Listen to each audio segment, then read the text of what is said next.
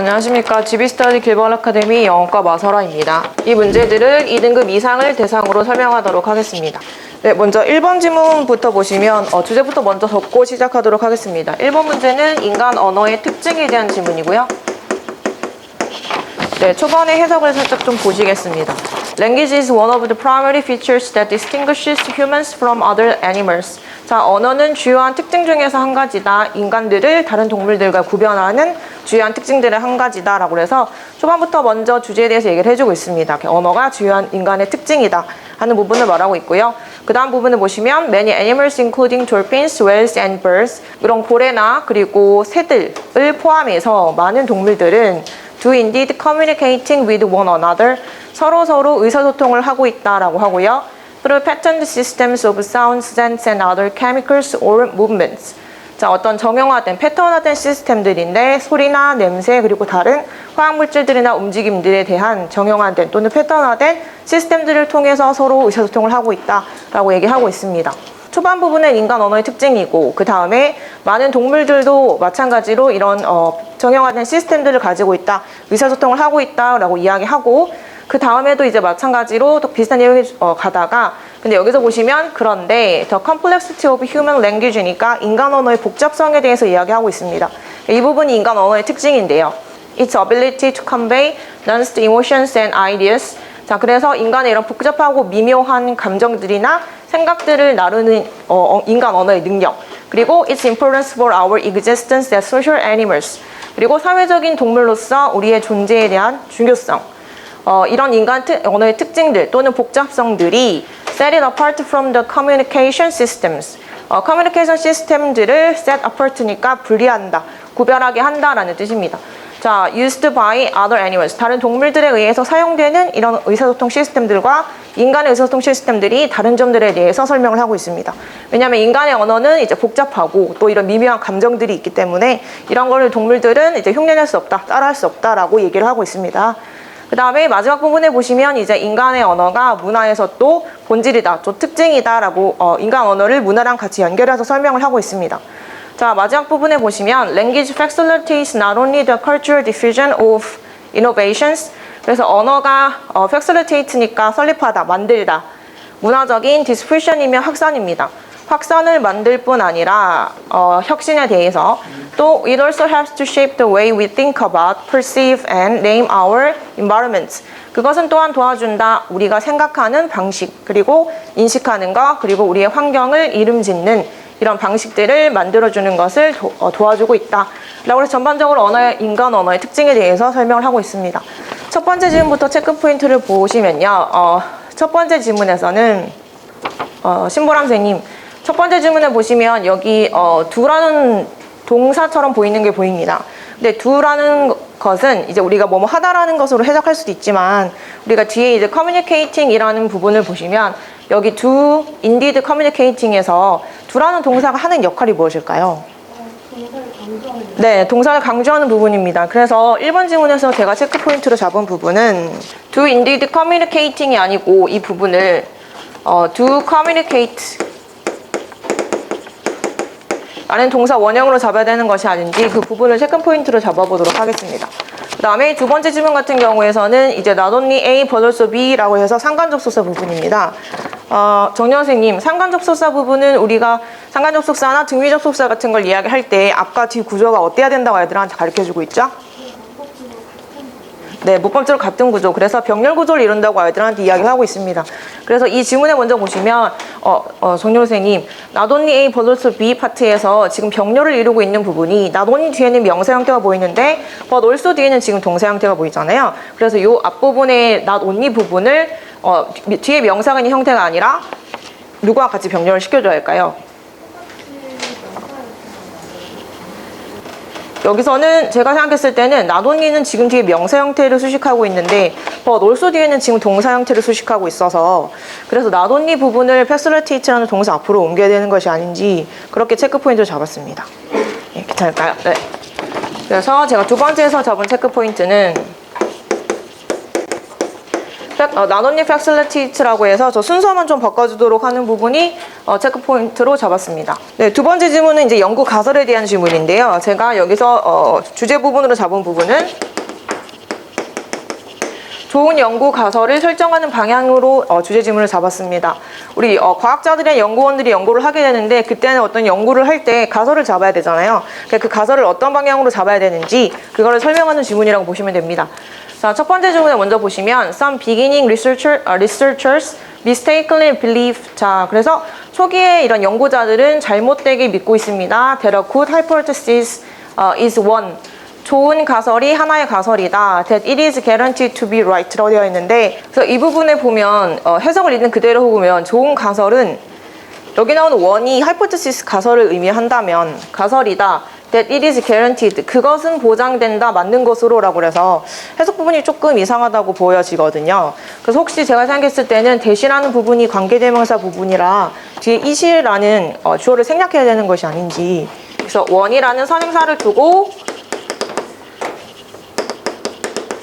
that it is 그 부분이 아니라 여기서 원이라는 선행사 있고 대시 관계 대명사니까 이 부분에 is를 없애고 그냥 바로 is로 들어가는 지문이 아닌가, 그 부분을 체크 포인트를 잡았습니다. 네, 그 다음에 지문 설명도 같이 한번 해보도록 하겠습니다. 그래서 여기서 부분은 좋은 가설이라는 것은 맞다고 보장되어지는 가설이 아니다라는 거거든요. 그래서 이미 결론이 어떻게 나와 있다. 방향이 제시되어 있는 가설은 좋은 가설이 아니라는 걸 말하고 있습니다. 자, however, 그런데 if we already know your hypothesis is true, 만약에 너의 가설이 진실이라는 것을 우리가 이미 알고 있으면 before you test it, 네가 그걸 테스트하기 전에 testing your hypothesis won't tell you anything new. 자, 너의 가설을 테스트하는 것은 너에게 어떤 새로운 것을 말해주지 않을 것이다. 그래서 가설이 이미 맞다고 방향이 정해져 있으면 그거를 실험하는 건 의미가 없다는 얘기를 하는 겁니다. 그래서 그 뒤에 이제 주제의 지문과 비슷한 걸 얘기를 하고 있죠. Remember, 기억하세요. Research is supposed to produce new knowledge니까 연구는 새로운 지식을 만들도록 되어 있는 것입니다. 그 새로운 지식을 만들기 위해서는 이제 실패를 두려워하지 말라는 지문이 밑에 계속 내려오고 있습니다. 여기 지문에서도 보시면 그래서 새로운 지식을 얻기 위해서는 네가 연구 탐험자가 돼야 되는데, 그래서 여기 해안가에 있는 안전한 곳을 떠나야 하고, 그리고 챕터화되지 않은, 정해지지 않은 이런 물가, 이런 곳에서 벤처니까 모험을 해야 된다는 겁니다. 그래서 여기서 아인슈타인이 말한 것처럼 만약에 우리가 하고 있는 게 무엇인지 알고 있으면 그것은 연구라고 불러지지 않는다는 거죠. 그래서 밑에 부분도 그 지문에 같은 내용을 말하고 있고요. 그 다음에 체크 포인트 마지막 부분에 보시면 Indeed, scientists often learn more from predictions. 그래서 정말로 과학자들은 종종 배웁니다. prediction이면 예측이니까 예측으로부터 더 많이 배웁니다. Then do not turn out. 밝혀지지 않은, 드러나지지 않은 that from those that are 인데요. 여기선 지금 비교급 주문을 보시면 되는데, 네, 정경 선생님 한 번만 더 도와주시겠습니까? 이 부분에서 지금 비교급의 then이라는 부분은 여기 뭘과 then이라고 비교급 부분인데, 비교급 부분도 마찬가지로 아까 뒤에 구조가 병렬 구조가 되어야 하잖아요. 근데 지금 병렬 구조가 비동사가 나와 있으니까 비동사로 지금 같이 병렬 구조를 일으킬 수 있는 게 없는 것으로 보여지거든요. 그러면 이때 나오는 that are이라는 부분이 are이 아니라 do라는 일반 동사로 봐야 되는 것 같은데, 그럼 이 do라는 동사와 같이 연결되는 것이 무엇일까요? 바로 앞에 있는 문장에서 turn out. 네, 그래서 저도 턴아웃으로 지금 are이 아니라 턴아웃을 대신하는 대동사 do로 바꿔야 되는 것이 아닌지 이 부분을 체크 포인트로 잡았습니다. 그래서 네 번째 부분 같은 경우에서는 from those that are이 아니라 이 부분에 from those that do라는 대동사로 바꿔야 되는 것이 아닌지 이 부분을 체크 포인트로 잡았습니다. 네, 1번 문제 같은 경우에서는 이제 do라는 대동사를 두고 뒤에 communicate라는 일반 동사를 강조하는 대동사 do, does, did의 강조용법을 설명하고 있는 지문입니다. 그래서 do라는 우리가 조동사가 뒤에 일반 동사 communicate를 강조하고 있기 때문에 동사 원형 형태가 와야 하고요. 그래서 이 같은 경우는 do 말고 예를 들어서 앞에 있는 주어가 예를 들어 텀이진 단수다. she, he, it이거나 이런 경우에서는 do가 아니라 does로 바꿔줘야 되고요. 또 만약에 이제 동사가 과거 형태 communicated 이런 식이었다. 그러면 그때는 우리가 did라는 조동사로 바꿔줘야 됩니다. 그래서 이 부분은 동사의 강조 구분을 말하는 부분이고요. 그 다음에 두 번째 지문 같은 경우에서는 이제 not only but also be 구분의 상관접수사 부분인데, 상관접수사는 앞과 뒤의 구조가 같은 구조를 이루어야 됩니다. 그래서 저 부분에서는 지금 명사 형태와 혼란이 될 수 있는데 not only가 지금 수식하고 있는 것이 facilitate를 강조하고 있는 거기 때문에 저 부분에서는 facilitate 앞부분에다가 우리가 나돈니 부분을 여기다가 적어줘야 되는 것으로 체크 포인트를 접도록 하겠습니다. 그 다음에 세 번째 지문 같은 경우에서는 이제 좋은 연구 가설 설정 방향에 대한 지문이었는데 관계대명사 지문이고요. 선행사가 원이다 보니까 뒤에는 관계대명사 대시 나오고 뒤에 바로 is라는 동사로 나와줘야 됩니다. 그래서 one that it is 부분을 여기서 이제 is를 없애는 형태인 주격 관계 대명사 형태로 바꿔줘야 돼서 여기 3번에서는 one that is로 나와줘야 됩니다. 그래서 이 부분에서는 관계 대명사 파트이기 때문에 이제 조금 이따가 제가 다시 쭉으로 설명을 하도록 하고요. 그 다음에 네 번째 지문 같은 경우에서는 이제 비교급입니다. 비교급 지문도 아까 뒤에 구조와 같은 구조를 이루어지기 때문에 여기서는 지금 R이라는 비동사로 받을 동사가 없습니다. 그래서 일반 동사인 do로 빼줘야 되기 때문에 이 부분에서는 that R이라는 부분을 that do라는 대동사로 바꿔주는 것을 제가 체크 포인트로 잡았고요.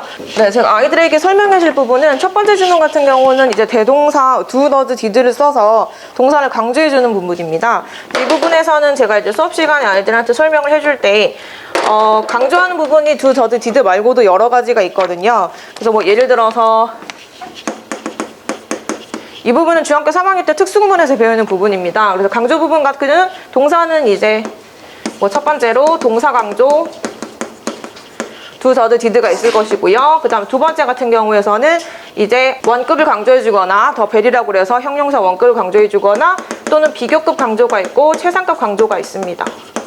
비교급 같은 경우에서는 still이나 far이나 그 다음에 much라든지 a lot이라든지 이런 비교급 부분이 있고 최상급 같은 경우는 by far이라든지 이제 much라든지 이렇게 강조를 하는 부분이 있으니까 그 부분도 아이들한테 설명을 해주도록 하고요. 그 다음에 더 나아가서 이때 강조 부분이 있습니다. 이과 대 사이에 이제 강조하고 싶은 단어를 집어넣는 건데 이 부분도 제가 추가적으로 강조용법이 나올 때 아이들한테 설명을 해주고 있습니다.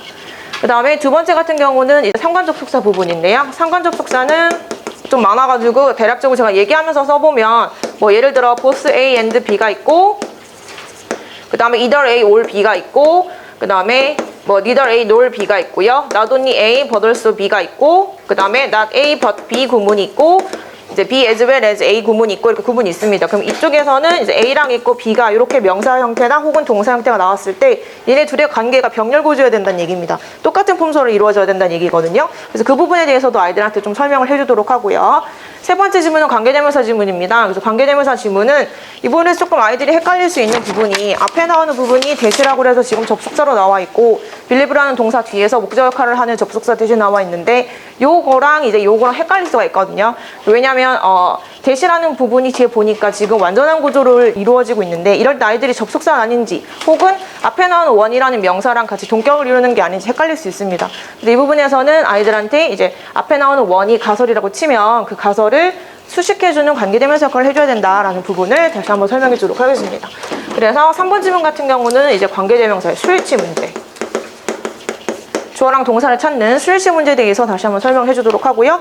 네 번째 지문 같은 경우는 아이들이 조금 어려워할 수 있다고 생각합니다. 근데 앞에 수식하고 있는 동사가 비동사가 전혀 없기 때문에 지금 비교급을 나타내는 비교급 지문이나 혹은 as 원급 지문이나 prefer A to B 같은 지문은 앞과 뒤의 구조가 대등해야 됩니다. 동등하게 이루어져야 됩니다. 그래서 앞에가 비동사가 있어야 뒤에도 비동사가 있는 거고 앞에 일반 동사가 있어야 뒤에 일반 동사가 있는 것이기 때문에 R이라는 비동사가 아니라 do로 turnout이라는 동사를 대신해줘야 되는 것이라고 아이들에게 설명해 주도록 하겠습니다. 일반 지문 같은 경우에서는 이제 do, does, did가 일반 동사를 강조하는 부분은 아이들이 이미 중학교 3학년 때 배웠기 때문에 알고는 있습니다. 그래서 이 부분에 대한 그냥 조금 걱정되는 부분은 do communicating이라는 것이 의사소통을 한다라고 아이들이 해석해버릴까봐 그 부분만 아이들한테 다시 이야기를 해주도록 하고 출제율 같은 경우에서는 조금 높은 편입니다. 그래서 3.5 정도 잡아주면 되고 난이도 같은 경우는 그렇게 어렵진 않고요. 생각보다 아이들이 잘 찾는 부분이라서 한 3점 정도 넣어주도록 하겠습니다. 그 다음에 두 번째 지문 같은 경우는 이제 not only but also B를 이용하여서 이제 문장이 같은 구조를 이루고 있는 걸 찾아내는 부분인데요. 두 번째 지문에서는 출제율은 굉장히 높은 편입니다. 그리고 난이도 또한 마찬가지 높고요. 지금 명사 형태를 병렬을 이룰지 아니면 동사를 병렬을 이룰지를 설명해 줘야 되기 때문에 그 부분 아이들한테 추가적으로 좀 설명하면서 수업하도록 하겠습니다. 세 번째 지문 같은 경우에서는 이제 관계대명사 부분입니다. 관계대명사 부분에서 지금 출제율은 굉장히 높고요. 관계대명사는 3.5 정도 잡아줘도 전혀 무리가 없는데 난이도 같은 경우는 지금 이제 원이라는 것을 선행사로 보고 뒤에 관계대명사가 지금 수식하고 있다는 것만 아이들이 잘 찾아주면 그렇게 어렵지 않아서 그 부분은 2.5 정도로 잡아도 되지 않을까 보고 있습니다. 그 다음에 네 번째 지문 같은 경우에서는 조금 난이도가 있지 않았나 싶습니다. 생각보다 비동사, 일반 동사가 어디를 걸려야 되는 건지 아이들이 좀 헷갈려하는 부분이라서 이 부분은 출제율 같은 경우에서는 마찬가지로 조금 높지 않나라고 생각하고요. 난이도도 좀 높았다라고 보고 있습니다. 제가 준비한 강의는 여기까지입니다. 4배 단서가 되는 부분하고 이제 부연 설명까지 이제 좀 꼼꼼하게 잘 진행을 해주셨는데, 제가 이제 부연 설명하는 부분에 대해서 굉장히 좀 유의 깊게 좀 잘 살펴봤는데, 전반적으로 되게 꼼꼼하게 해주셨습니다. 어떤 포인트에 대해서 웬만한 거를 다 내용을 다 이제 섭렵을 해주실 만큼 굉장히 꼼꼼하게 해주셨는데, 예를 들어서 이제 상관적 속사 같은 경우에는 사실 그 개념이나 어떤 부분에 대해서 모르고 있는 학생들은 거의 없거든요. 그러니까 개념적인 부분이나 이런 부분은. 근데 지금 이제 문제가 되는 부분은 개념을 몰라서라기보다도 실질적으로 까다로운 문장이 나왔을 때 그 포인트를 어디다 맞춰야 되는지 아이들이 모르기 때문에 틀리기 때문에 이제 좀 상관적 속사 같은 경우는 개념을 좀 설명해 주시기보다도 까다로운 문장이나 출제됐던 어떤 문장을 갖다가 예시로 들어주시면서 예시 문장 안에서 아이들의 실질적으로 좀 적용할 수 있도록 그렇게 해주시는 그 포인트가 조금 더 좋을 것 같습니다. 그래서 좀 쉬운 어떤 개념 같은 경우에는 굳이 개념을 말씀해 주시기보다 좀 실질적으로 응용하는 부분 쪽으로 방향을 설정해 주시면 훨씬 더 좋을 것 같습니다. 네. 자, 마사라 선생의 자신있게 강의를 들었습니다. 자, 수고했습니다.